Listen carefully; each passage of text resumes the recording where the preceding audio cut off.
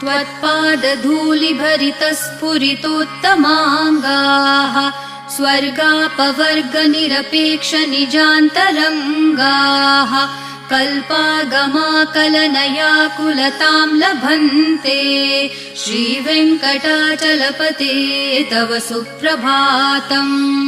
त्वद्गोपुराग्रशिखराणि निरीक्षमाणाः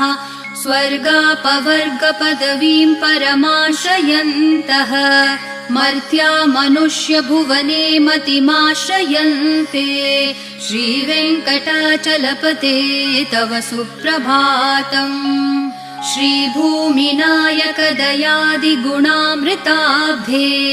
देवाधिदेव जगदेक शरण्यमूर्ते